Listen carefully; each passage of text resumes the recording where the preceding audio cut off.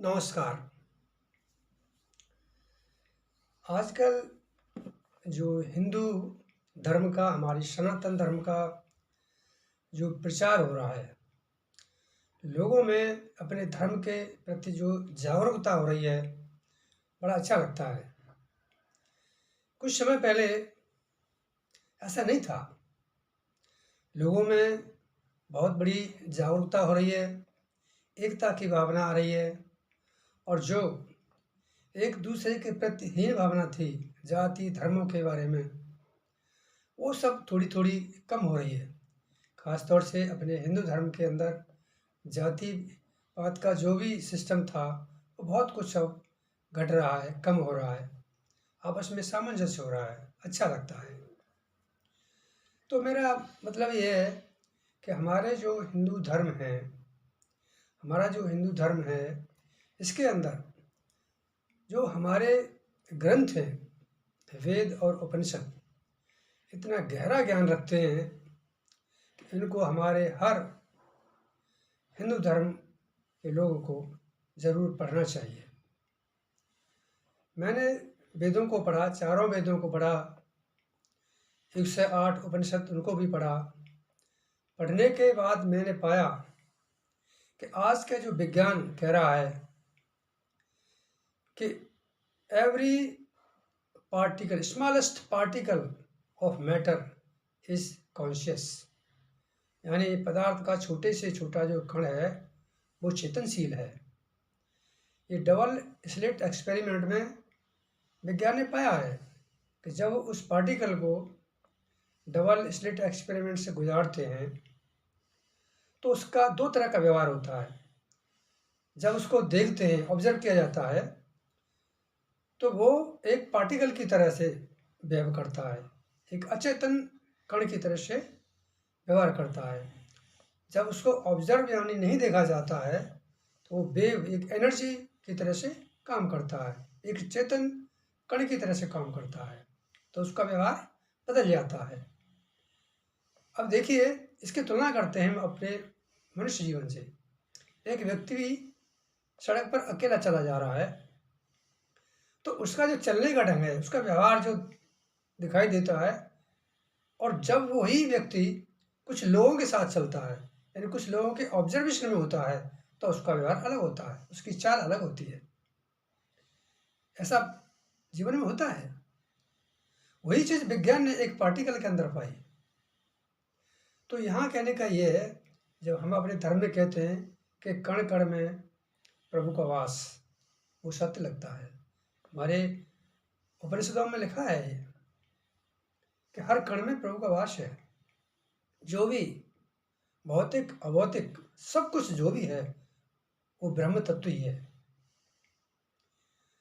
तो जब मैंने इनको पढ़ा, उपनिषदों को और वेदों को, तो मैंने महसूस किया कि आज देखिए अपने धर्म का जितना प्रचार हो रहा है, तो क्यों न इनको छोटे छोटे वीडियो में 10 से 15 मिनट का वीडियो बना करके मैं डालूं, जिससे अपने हर भाई के पास अपने धर्मों का ज्ञान पहुँचे। क्योंकि देखिए, ज़िंदगी स्ट्रगलफुल है, सभी के पास इतना वक्त नहीं होता कि पुस्तक खरीदें और उन्हें पढ़ें, निश्चित रूप से व्यस्तता होती है।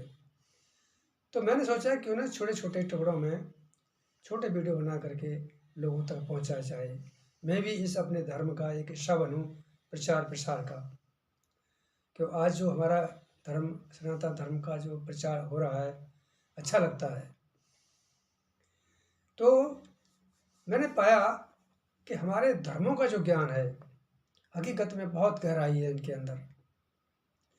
तो मैं चाहूँगा कि जो 10 या 15 मिनट आप सभी लोग वक्त निकाल करके, अगर आपको अच्छा लगता है तो ज़रूर सुनें। यहाँ मैं देखो, यूट्यूब पर अक्सर करके देखा गया है कि लोग पैसे के लिए, पैसे कमाने के लिए एक तरह का जरिया बना हुआ है। तो इससे थोड़ा सा डिमोरलाइजेशन होता है कि धर्म का काम करने वाले व्यक्ति को पैसे से संबंधित काम नहीं करना चाहिए, वो गलत होता है। तो ये एक प्रचार अपने धर्म का प्रचार है, अपने धर्म ग्रंथों का है। उनको लोगों तक पहुँचे और लोग सुने तो उन्हें पता चलेगा कि हमारे धर्म में कितनी गहराई है। मैं हकीकत में बता रहा हूँ आप लोगों को कि वेदों और उपनिषदों की जो गहराई है, जब इनको मैं गहराई से पढ़ता हूँ, समझता हूँ और एकांत में बैठता हूँ, तो बड़ा मुझे ऐसा लगता है कि शायद इससे बेहतर कुछ नहीं। तो मेरा मन हुआ कि मैं क्यों ना ऐसा कोई प्लेटफार्म चुनूँ जहाँ पर अपने भाइयों तक अपने धर्म का ये प्रचार पहुँचे, धर्म ग्रंथों की बातें पहुँचे। इसलिए मैंने अब जैसा मुझसे थोड़ा बहुत हो पाता है, मैं वीडियो बना कर डालता रहता हूँ। अब ग्रंथों को, वेदों को और उपनिषदों को मैं पूरा रट तो नहीं सकता, न मुझे पूरे ये याद हो सकते, इसलिए पुस्तकों का भी सहारा लेता हूँ और उसके हिसाब से छोटे छोटे वीडियो बनाता हूँ। मेरा मकसद है कि सभी लोगों के पास अपने धर्म का प्रचार पहुँचना चाहिए। सनातन धर्म आज थोड़ा सा बाहर निकल के आ रहा है, ये डूब रहा था, लेकिन सभी लोग थोड़ा सा जागरूक हो रहे हैं, तो अपने ग्रंथों का ज्ञान भी पहुँचना जरूरी है। तो मैं भी इसका भागीदार बनने के लिए यूट्यूब का सहारा ले रहा हूँ, पैसे के लिए नहीं, माफ़ी चाहूँगा, पैसे के लिए नहीं। तो मैं यही कहना चाहता था, अगर आपको अच्छा लगता है तो अपने 10 से 15 मिनट दे करके ज़रूर सुनें। यहाँ सब कुछ पैसे के लिए, जो धर्म से संबंधित प्रचार प्रसार है वो पैसे से अगर है तो वो बहुत ही बेकार होता है, घटिया होगा, नहीं करना चाहिए।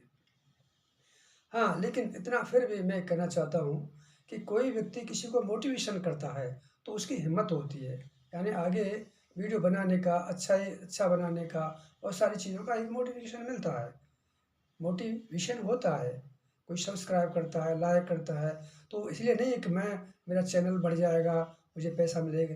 मैं बिल्कुल नहीं चाहता, मेरी उम्र ऑलरेडी 63 हो चुकी है, मुझे क्या ज़रूरत है, मेरे पास सब कुछ है, कुछ नहीं चाहिए।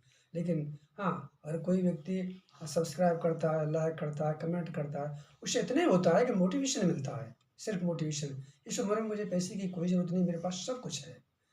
तो मैं यही कहना चाहूँगा अपने भाइयों से, अपने हिंदू धर्म और सभी भाइयों से, अपने हिंदू धर्म से नहीं, देखिए यहाँ उपनिषदों का जो ज्ञान है बड़ा विस्तार है, इसमें सुनना चाहिए, सबको सुनना चाहिए।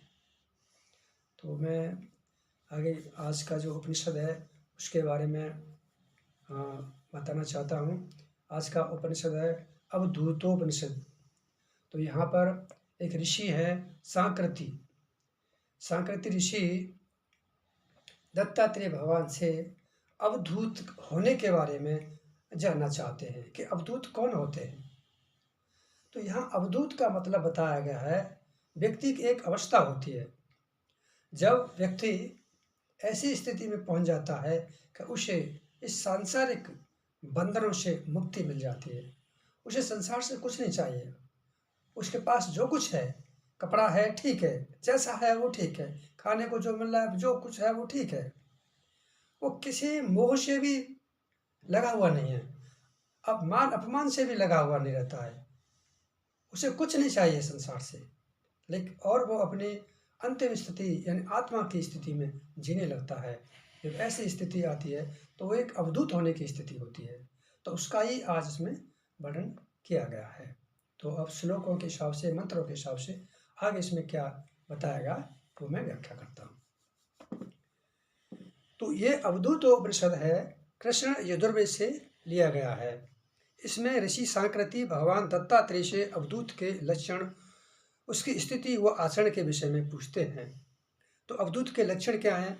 अवधूत का मतलब है जो संसार के सभी बंधनों से मुक्त हो गया हो और पूर्ण आत्मज्ञान में स्थित हो। अवधूत मोह से परे तथा भारी आडंबरों से मुक्त होता है। वह किसी वस्त्र, पहचान, जाति या सामाजिक नियमों में बंधा नहीं है। वह न सुख से प्रभावित होता है और न दुख से विचलित होता है। उसे न मान का मोह होता है और न अपमान का डर होता है। अवधूत के 4 जो आश्रमों के बारे में बताया गया है। पहला है ब्रह्मचारी, ब्रह्मचर्य आश्रम। ब्रह्मचर्य आश्रम में शिक्षा प्राप्त करना, संयम बरतना, ये इसमें बताया गया है। और दूसरा जो आता है गृहस्थ आश्रम होता है। गृहस्थ आश्रम में रह करके हमको अपने सभी कर्तव्यों का पालन करना चाहिए ईमानदारी के साथ। तीसरा है वानप्रस्थ। जब वानप्रस्थ अवस्था आती है तो मनुष्य धीरे धीरे संसार से विरक्त होने लगता है। और चौथी अवस्था संन्यास की जो होती है, उसमें व्यक्ति अपने आत्म ज्ञान की स्थिति में जीने लगता है। तो ये 4 अवस्थाएं आश्रम इसमें बताए हुए हैं। अब आगे श्लोकों के द्वारा जो बताया गया है, जो योगी पुरुष आश्रम एवं वर्ण व्यवस्था से ऊपर उठकर आत्मा में ही सदैव स्थित रहता हो, वह वर्णाश्रम रहित योगी पुरुष अवधूत कहा जाता है। उस योगी का प्रिय ब्रह्म ही सिर है, मोद दायां बाजू और प्रमोद बायां बाजू है तथा आनंद मध्य आत्मा है। उसकी आत्मा की स्थिति गाय के पैर के सदृश 4 प्रिय मोद प्रमोद एवं आनंद रूप हो जाती है। अमृत की प्राप्ति न तो विभिन्न कर्मों के द्वारा, न प्रजा के द्वारा और न ही धन के द्वारा होती है। एकमात्र त्याग के द्वारा ही अमृत को प्राप्त किया जा सकता है। अपनी अपनी इच्छा के अनुसार व्यवहार करना ही उन योगियों का संसार है। उनमें से कितने ही तो वस्त्रों को धारण करते हैं और कितने ही दिगंबर अर्थात बिना वस्त्रों के ही रहते हैं। उन योगियों के लिए न कुछ धर्म और न ही कुछ अधर्म है, पवित्र एवं अपवित्र आदि भी कुछ नहीं है। इंद्रियों को वश में करने के रूप में सदा संग्रह की दृष्टि से वे योगीजन अंतःकरण में आत्मा का ध्यान रूप अश्वमेघ यज्ञ किया करते हैं। यही उनका महायज्ञ और महायोग है। इस प्रकार उन योगियों का संपूर्ण चरित्र आश्चर्ययुक्त होता है। उनके इस प्रकार के चित्र विचित्र कर्मों की निंदा नहीं करनी चाहिए, क्योंकि यही उनका महाव्रत है। वे अज्ञानी मनुष्यों की भांति पाप पुण्यादि में लिप्त नहीं होते। वे सदैव निर्लिप्त भाव से इच्छानुसार विचरण करते रहते हैं। जिस प्रकार चारों ओर से परिपूर्ण होने पर भी अचल प्रतिष्ठा स्थिति वाले समुद्र में जल प्रविष्ट होता है, वैसे ही योगी पुरुष सभी विषय भोगों के रहने पर भी अचल रहता है और शांति को प्राप्त करता है। विषय भोगों की इच्छा करने वाला कामना युक्त मनुष्य वैसी शांति नहीं प्राप्त करता। अतः सत्य बात तो यह है कि किसी का निरोध लय नहीं है, किसी की उत्पत्ति नहीं है, कोई आबद्ध यानी बंधा हुआ नहीं है, कोई साधक नहीं है, कोई मुमुक्षु अर्थात मोक्ष को प्राप्त करने वाला नहीं है तथा कोई मुक्त भी नहीं है। यही वास्तविक स्थिति है। इस लोक एवं परलोक के कृत्यों की सिद्धि के लिए, वैसे ही मुक्ति की सिद्धि के लिए सर्वप्रथम मुझे बहुत कुछ करना अत्यंत आवश्यक था। यहाँ एक जो अवधूत की स्थिति में आने के बाद साधक की जब अवधूत की स्थिति आ जाती है तब वो अपना वर्णन करता है, परंतु अब यह सभी कुछ हो चुका है। इस तरह से हर एक योग का मुख्य रूप से अनुसंधान करता हुआ वो अवधूत इसी में कृतकृत होता हुआ सदैव तृप्त होता रहता है। इसके पश्चात वो ध्यान करता हुआ कहता है, अज्ञानी जन पुत्र आदि की इच्छा से अत्यंत दुखी होकर संसार के आवागमन में फंसते रहे, किंतु मैं तो परम आनंद से परिपूर्ण हूँ। तो फिर कौन सी इच्छा के कारण इस संसार में उन्हें फंसूँ। जिन्हें परलोक गमन की इच्छा हो वे लोग चाहे उस इच्छा से भले ही कर्म किया करें, परंतु मैं समस्त लोकों का आत्मा हूँ, सर्वलोक में बन गया हूँ, तो फिर मैं कोई भी कर्म क्यों करूँ। जो लोग तत्व को न जानते हों वे भले ही कुछ भी श्रवण करें, किंतु मैं अवधूत तो स्वयं ही तत्व को जानने में समर्थ हूँ, फिर किस लिए श्रवण करूँ। जो लोग संशय में पड़े हों वे मनन करें, मुझे तो किसी भी तरह का संशय ही नहीं है, इस कारण से मैं अवधूत मनन नहीं करता। मैं मनुष्य हूँ। इस तरह का व्यवहार भी बिना विपर्यास विपरीत ज्ञान के नहीं होता। यह विपर्यास भी दीर्घकाल से अभ्यास में ही पड़ी वासना के कारण ही होता है।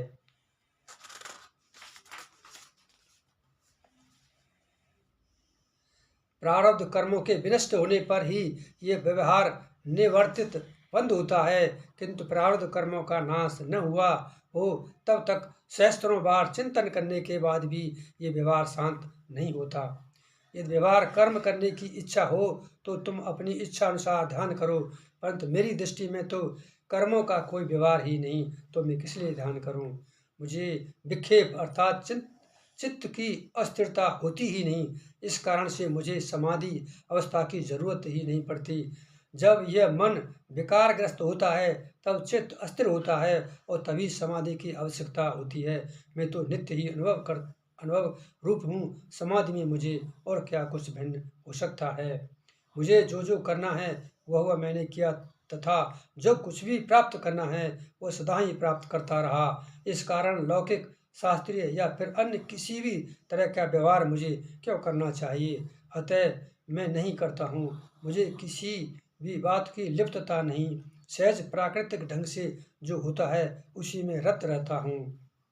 देवताओं की स्तुति, अर्चना, स्नान, शौच, शिक्षा आदि में शरीर भले ही लगा रहे, वाणी ओंकार रूपी प्रणव को भले ही जपती रहे, उपनिषदों का पाठ भले ही होता रहे, बुद्धि सदैव भगवान विष्णु का चिंतन भले ही करती रहे, या फिर भले ही वह ब्रह्मलीन रहे, किंतु मैं तो केवल साक्षी रूप हूँ। मैं अवधूत इनमें से किसी भी काम को कभी भी नहीं करता हूँ और न करवाता हूँ।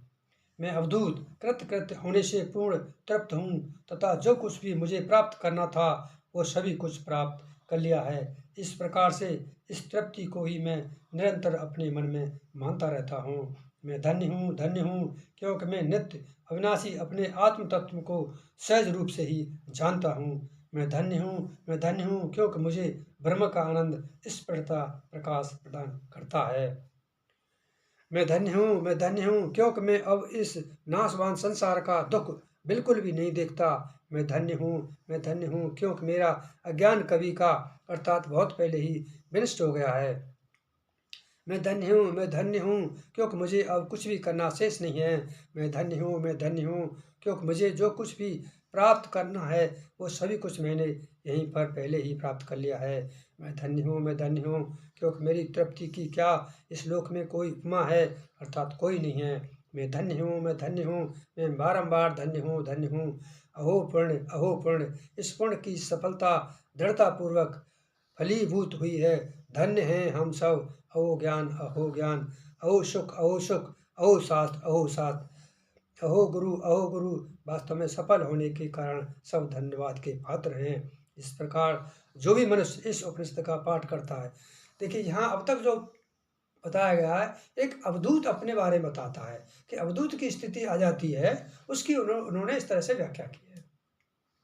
इस प्रकार जो भी मनुष्य इस उपनिषद का पाठ करता है वह कृत हो जाता है। मदिरापान करने वाला, स्वर्ण की चोरी करने वाला, ब्रह्म हत्या करने वाला, कृत्याकृत्य अर्थात कार्य करने वाला भी इसका भावनापूर्वक पाठ करने से पवित्र श्रेष्ठ प्रकृतियों वाला हो जाता है। मनुष्य इसका पाठ करने मात्र से पवित्र हो जाता है। मनुष्य इस तरह का ज्ञान प्राप्त करने के उपरांत अपनी इच्छा अनुसार आत्म प्रेरणा से ही श्रेष्ठता पवित्रता की दिशा में प्रवृत्त हो जाता है। ओम ब्रह्म ही सत्य है और यही उपनिषद है। तो आज का जो उपनिषद है वो अवधूत की स्थिति के बारे में वर्णन करता है। और अवधूत की स्थिति क्या है? अंतिम स्थिति उसकी वही है कि आत्म स्थिति में उसको संपूर्ण ब्रह्म का ज्ञान हो जाता है और आत्म स्थिति में वो जीता है। तो इस तरीके से आज का उपनिषद में यही समाप्त करता हूँ। नमस्कार।